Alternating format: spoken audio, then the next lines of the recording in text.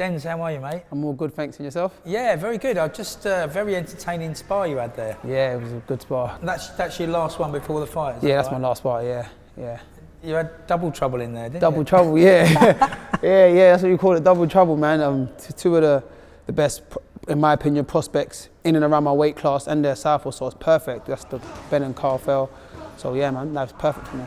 And yeah, there's points in there. I could see you enjoying yourself. Yeah, of course, you have to enjoy it. Do you know what I mean? So, we spar quite a lot, so we kind of know each other, but every now and then we come with new things.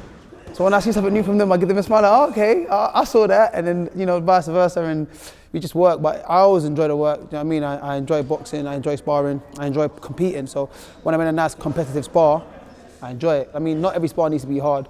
Some spars you can go in there and work on stuff, and work on what you've been drilling on the pads or on the bags and stuff. But every now and then, you need a spar where you can think and it can be a bit challenging, because that's what the fight's going to be like. All right, good work. Nice, sensible start. Good getting your jab off now. Good try downstairs here. It was a good try. I liked it, yeah. Obviously, you're back in the UK. You're fighting at the Copperbox, fighting on Joyces Undercard on the 15th. Are you looking forward to it? Yeah, looking forward to it. I was just saying, I don't think I've been on one of these big undercards before. I think only when Daniel was training with us, I was on a few of his undercards, but I haven't been on like a Joyce or a Fury or these massive undercards. So it'll be good for me. It'll be good exposure. It'll be a good stage to showcase my skills at the Copperbox. Lovely venue. That was actually my last fight before lockdown at Copperbox. Oh yes. Yeah. So I ain't boxed there since lockdown. So it'll be nice to get back out there and put on a show, essentially, especially back in the UK, defending my British title if I get to keep it. Kieran Smith, tell me a bit about him. I mean, he's a decent fighter. I mean, he's only had one loss. That was to Troy Williamson. Yeah. Disgracing that, isn't it? No, of course. He's got a good record. He's 18-1. He's going to come and prove a point. Last time he was on a big stage, we took a loss, so he's going to come and try and make that right and prove to everyone that only saw him that time that he's a better fighter than what he showed that night. And I can't allow him to do that against me. I naturally don't really have trouble with southpaws, especially where I can switch as well, but it's just been better preparing for a straight southpaw. I'm understanding a little bit more of what I need to do against him and stuff. Of course, the last southpaw in Vegas. Yeah. Talk us through that. Now that you've had a few months to sort of look back on that, how was that? Like, how was the fight? How was the week? Yeah, it was a good experience, training out in Vegas, training at Floyd Mayweather's gym. Cousin Steve and Coach Bullet, they looked after me. It was a good experience, and then the fight, it just topped it off. Do you know what I mean? It would have topped it off actually if I won, but it was just a great experience being at that level on that platform. Billboards out in Vegas. It's just crazy seeing me there, like knowing where I came from and my journey in boxing. So to be at that level, I didn't think it would be so soon. I'd always wanted to be at that level, but I didn't think it would be so soon. But the thing is, for me, looking at that fight, watching that fight, which was back in the UK, just on the telly. I mean, you look like you belong in that company. Okay, you could argue that if you started stronger, got a couple of rounds under your belt, then who knows? Yeah, no, exactly. Well, I'd definitely love a rematch with him. I think he's a quality fighter, but I think he's a fighter that I can beat.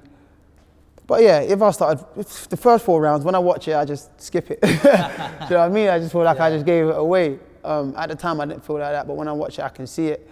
One of those scorecards probably would have been the same if I started early anyway. So yeah, it was a good experience. Despite what all the Americans seem to think when you were going, you're not out, you weren't out your depth. I mean, some of the comments I heard, and especially in the ring afterwards, like when ESPN was. Yeah, it was crazy. It's just like you just got to shake your head at it. It's just disrespectful to fighters. I mean, we put in a lot of work, but just because you haven't heard of a fighter, don't know a fighter, you just think you can just judge them off the back of that and tell them that they're scared or they're this and that. It's disrespectful. Do you know what I mean? But these are things you got to expect in the game. People are ignorant to what they don't know and who they don't know. So.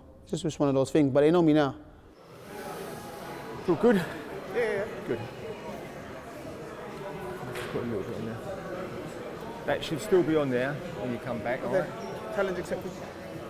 Challenge accepted, good. How do you see that whole heavyweight division panning out at the moment? Because obviously you had the collapse of Fury Usyk. Yeah. I mean, who do you think's the top dog? And obviously Daniel looks like he might get his shot. Your old stable mate looks like he might get his shot with Usyk as well. Yeah, man. Good for him, man. This is what we do it for, to get a shot at being the best. And to be the best, you've got to beat the best. So good luck to him when he goes out there. But it's odd right now. I think Usyk and Fury are going to reign for a long time until they fight each other. And when they fight each other, whoever wins will probably just dispose of the belts. So the division will be tied up for a while until they get to come to a deal to fight each other, because Usyk has a goal in mind that, you know, it's his dream to become undisputed heavyweight world champion. So he's not going to let go of any of the 3 belts. He will fight all his mandatory opponents. And you saw him do the same at cruiserweight. He fought who he needed to at cruiserweight to collect all the belts. And Fury's in a position where he's a world champion again. The last time he was a world champion, he kind of went away and had a little down. He just went down the wrong road and ended up giving away the belts. I don't think he's going to do that again. He won't give away the belts. He will keep defending these belts until, you know, he gets to wherever he gets to, he retires or he gets to fight Usyk. So I think the division will be tied up for a while until these two can come to an agreement. I mean, you can tell you're working, BT Sport hiring you, isn't Yeah. that? Because that was really, in fact, Carl Frampton said to me, he was a bit worried he's not going to get his job. Yeah, I'm still competing for now, so, you know, maybe in like 7-8 years when I retire, I'll be coming for his job, but yeah. Everyone's safe. Have you enjoyed doing that though? Yeah, no, I've enjoyed it a lot. The fact they've been calling me back means I've been doing well, of course, and I enjoy it because I'll be at home talking boxing with my mum. She's into boxing heavy now, so I just talk boxing with anyone. So the fact that I get to do it, you know, at such a big stage on the BT studio at these big fights, it's just me just doing my hobbies on the screen essentially. So yeah, I enjoy it. Brilliant. And you say your mum's into boxing. Does she like watching you box? She does actually. She didn't at first, but then I think my career started a bit nicely where I got like 4 KOs on the spin back to back and like 3 in the first round. One, she's like, oh yeah, Denzel's all right. You know what I mean? So she got comfortable seeing me fight, obviously, until I took my loss, and she was like, that's how boxing goes.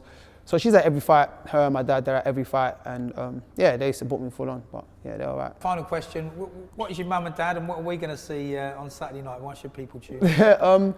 Saturday night's going to be an explosive night. It's a great card. Yeah, you know, I'm going for a knockout, so you probably see a knockout from me. And the main event is not going the distance, so it's going to be an explosive night, and this is going to be a lot of hands thrown, a lot of blood, knockouts.